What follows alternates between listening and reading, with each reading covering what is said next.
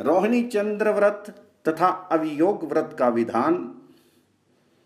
महाराज युधिष्ठिर ने पूछा, भगवान, वर्षा काल में आकाश नीले मेघ से आच्छादित हो जाता है, मोर चारों ओर मीठी मीठी बोली बोलने लगते हैं, मेंढकों की ध्वनि भी बड़ी सुहावनी लगती है।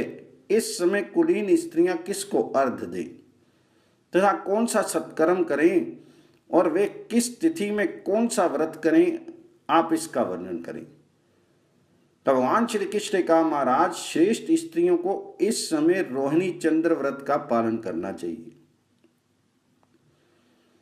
श्रावण मास के कृष्ण पक्ष की एकादशी को पवित्र होकर सर्व औषधि मिश्रित जल से स्नान करें। अनंतर उड़द के आटे की 100 इंदूरी का और 5 घृत मोदक बनावें। सभी सामग्रियों को लेकर उत्तम जलाशय पर जाएं और उसके तट पर गोबर से मंडल की रचना करें।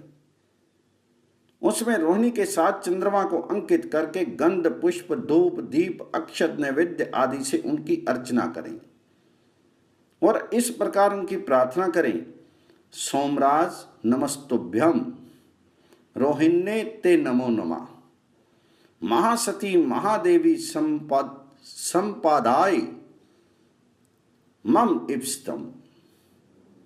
अनंतर सोमों में प्रियताम तथा देवी रोहिणी में प्रियताम, ऐसा कहते हुए पूजन द्रव्य ब्राह्मण के लिए निवेदित कर दे।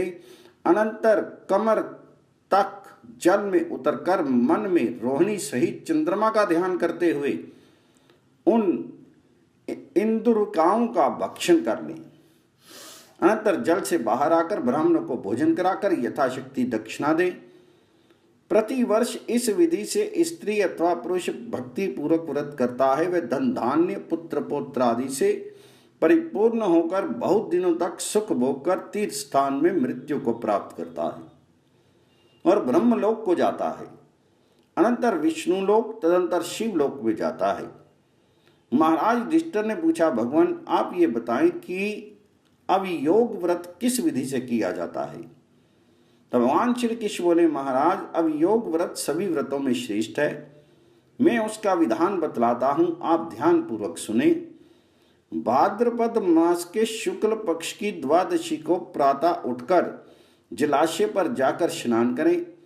शुद्ध शुक्ल वस्त्र धारण करके सुंदर लिपे पुते स्थान पर गोबर से एक मंडल का निर्माण कर उसमें लक्ष्मी सहित विष्णु, गौरी सहित शिव, सावित्री सहित ब्रह्मा, राज्ञी सहित सूर्य नारायण की प्रतिमा स्थापित कर गंध, पुष्प, धूप, दीप आदि उपचारों से इन चारों देव दंपतियों के पृथक पृथक नाम मंत्रों से आदि में ओमकार तथा अंत में नमा पद की योजना कर पूजा एवं प्रार्थना करें।